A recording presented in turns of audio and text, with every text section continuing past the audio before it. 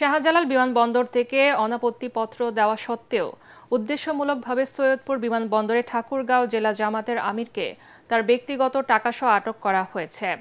এমন ক্ষুব্ধ প্রতিক্রিয়া জানালেন জামাতের সহকারী সেক্রেটারি জেনারেল এহসানুল মাহবুব জুবায়ের। মগবাজার কেন্দ্রীয় কার্যালয়ে এক সংবাদ সম্মেলনে তিনি এসব কথা বলেন। তিনি জানান, একটি দল রাজনৈতিকভাবে জামাতকে মোকাবেলা করতে ব্যর্থ হয়ে এই নাটক মঞ্চস্থ করেছে। খায়রুল ইসলামের রিপোর্ট।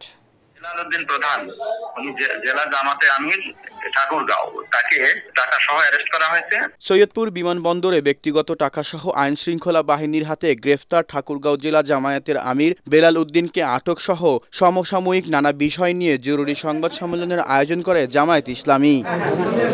এ সময় দলটির মুখপাত্র এহসানুল মাহবুব জুবায়ের বলেন, সৈয়দপুর বিমানবন্দরে ঠাকুরগাঁও জেলা জামায়াতের আমিরের আটকের ঘটনা আইন শৃঙ্খলা বাহিনীর সাজানো নাটক। জামাতের সুনাম ক্ষুণ্ণ করতেই প্রশাসনের একটি অংশ এই নাটক সাজিয়েছে। তিনি তার বক্তব্য স্পষ্ট করেছেন যে আমার ব্যবসায়ের জন্য আমি আসা যাওয়া করি, ব্যাংক বন্ধ, আমাকে কিছু লেনদেন করতে হয়, এই জন্য তার সাথে কিছু নগদ টাকা ছিল। সব মশার বিরুদ্ধে সুরক্ষা দিতে এলো বসুন্ধরা এক্সট্রিম অ্যারোসল, মশার বিরুদ্ধে এক্সট্রিম সুরক্ষা। এয়ারপোর্টের মতো একটা রেস্ট্রিক্টেড এরিয়াতে, যেখানে খুবই লিমিটেড মানুষের চলাফেরা, সেখানে একটা নাটক সাজানো হয়েছে। ইতিমধ্যে তিনি অসুস্থ হয়ে পড়েছেন মেন্টালি, এই টর্চারের কারণে তিনি এই মুহূর্তে হাসপাতালে আছেন, রংপুর হাসপাতালে তাকে নেওয়া হচ্ছে।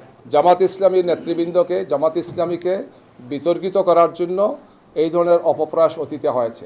এ সময় তিনি বলেন, পাবনা, মৌলভীবাজার, বরগুনা, ঠাকুরগাঁও সহ দেশের বিভিন্ন জায়গায় জামায়াতের নেতাকর্মী ও নির্বাচনী অফিসে হামলা করেছে একটি দল। নির্বাচনে হেরে যাওয়ার ভয়ে তারা এসব করছে বলেও অভিযোগ জামায়াতের এই নেতার। রিপিটেডলি এই ধরনের হামলা, এই ধরনের চরমভাবে আক্রমণাত্মক আচরণ একটা দলের পক্ষ থেকে করা হচ্ছে।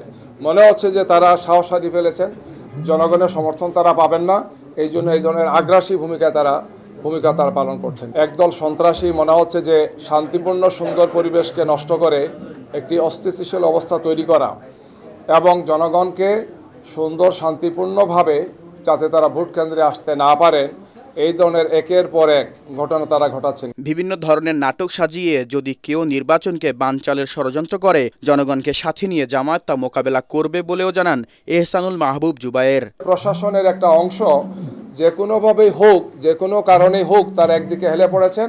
একটা দলকে অন্যায়ভাবে, অন্যায্যভাবে তারা বিভিন্ন সুযোগ সুবিধাগুলো দিয়ে নির্বাচনের পরিবেশ নষ্ট করছেন। খায়রুল ইসলাম, এটিএন বাংলা, ঢাকা।